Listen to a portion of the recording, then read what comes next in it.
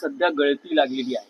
पक्षात काही सिरियस विचार सुरू आहे की काही प्लॅन ऑफ ऍक्शन चेंज करावी किंवा काही कार्यपद्धती म्हणजे काय असतं, प्लॅन ऑफ ऍक्शन चेंज करावी असं आहे की म्हणजे यामध्ये काय आहे की गेले 50-55 वर्ष हा पक्ष एका दिशेने चाललेला आहे. पक्षामध्ये वारंवार बदल होत गेले. पक्षाच्या नेतृत्वात नेते बदलले गेले, नवीन नवीन माणसं आली. अनेकदा आता सध्याच्या परिस्थितीमध्ये पक्षाला काही लोक सोडून जात आहेत. हे पदाधिकारी आहेत, एक लक्षात घ्या. हे पदाधिकारी काही ठिकाणी मोहापायी सोडून जात आहेत. नगरसेवक असतील, माजी आमदार आहेत, विद्यमान आमदार खासदारांविषयी तुम्ही अफवा उडवताय, पण ज्यांना जायचं होते ते गेले. भास्कर जाधव हे पक्षाचे नेते आहेत, आमचे सहकारी आहेत.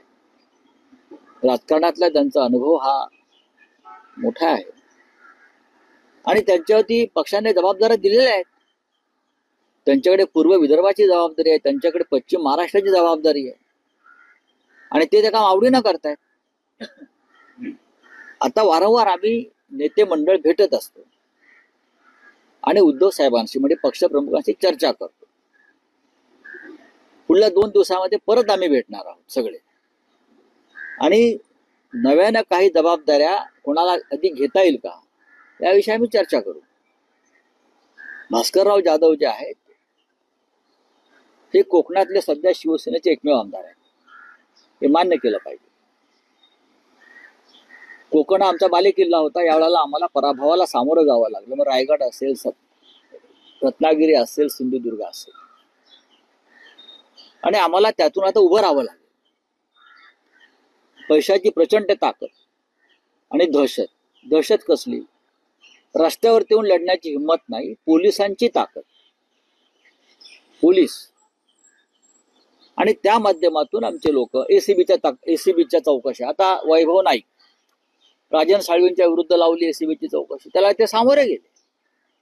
पण असं अचानक काय झालं, ते भाजपात जाणार होते अशा बातम्या आणि अचानक ते शिंदे गटात गेले. काय स्वाभिमान. बाळासाहेबांचे कडवट निष्ठावंत शिवसैनिक तुम्ही, असं तुम्ही म्हणता, आम्ही नाही म्हणत. वैभव नाईकांच्या मागे लावलाय ससेमिरा.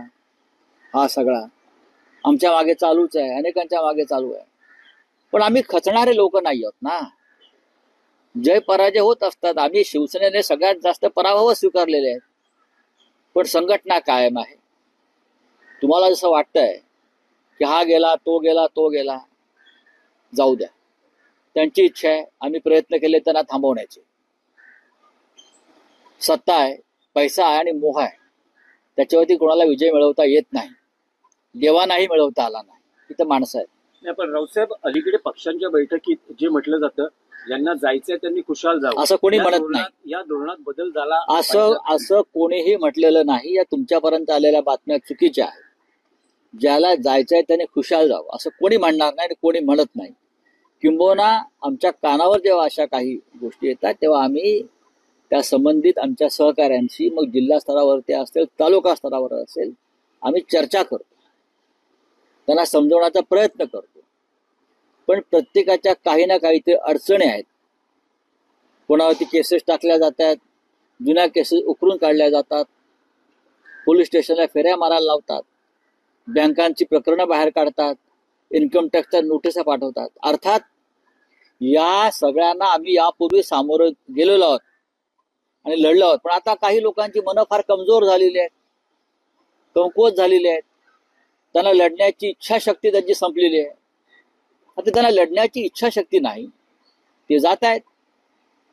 असे मुरदाड लोक आसपास ठेवण्यापेक्षा मग आता आम्ही काय करू शकतो. ना, पण राऊतसाहेब, तुमचे जे राजकीय प्रतिस्पर्धी आहेत, शिवसेना शिंदे गटातले नेते असं म्हणतात की 15 महिन्यात संपूर्ण पक्ष रिकामी होणार आहे, फक्त उद्धव ठाकरे आणि आदित्य ठाकरेच पक्षात राहणार. आणि संजय राऊत, अरविंद सावंत, अनिल देसाई,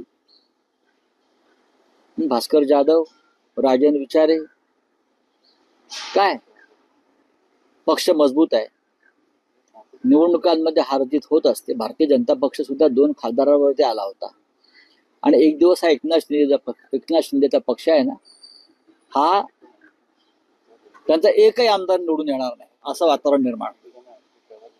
आज आले अमित शहाची कृपा आहे, ईव्हीएमची कृपा आहे, पैशांची बरसात आहे. पण एक निवडणूक जी आमच्या हातून गेलेली आहे याचा अर्थ 2029चं चित्र हेच नसणार. 2029ला चित्र पूर्णपणे बदललेलं असेल. भारतीय जनता पक्ष आणि एकनाथ शिंदे एकत्र राहणार नाहीयेत भविष्यात. काम झालेलं आहे शिंद्यांचं, लक्षात घ्या.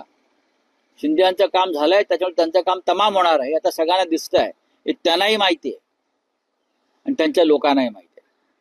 त्यांचा पक्ष हा भाजपमध्ये विलीन होईल किंवा त्या पक्षातला एक मोठा गट हा कोकणमधल्या एका नेत्याच्या नेतृत्वाखाली भाजप बरोबर जाईल.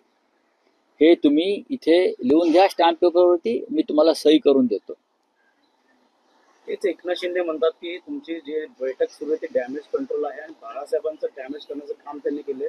2-4 माणसं सोडलेली तर कोण डॅमेज म्हणजे सगळ्यात जास्त शिवसेने बाळासाहेबांना डॅमेज एकनाथ शिंदेने केलाय ना. कसले डॅमेज कंट्रोल? एकनाथ शिंदे ह्या माणसाने बाळासाहेब ठाकरे हिंदुहृदय सम्राट, या राज्याचं आणि भारताचं दैवत, त्याला त्या दैवताला डॅमेज करण्याचं काम कोणी केलं असेल तर ह्या लोकांनी केलं. नाही तर काय हिंमत होती दिल्लीवाल्यांची महाराष्ट्रातून दादागिरी करण्याची, महाराष्ट्र लुटण्याची? ह्या लोकांनी केलं, हे सगळं पाप केलं ह्या लोकांनी. आणि हे लोक जाऊन तिथे देवापुढे नाक घासतात.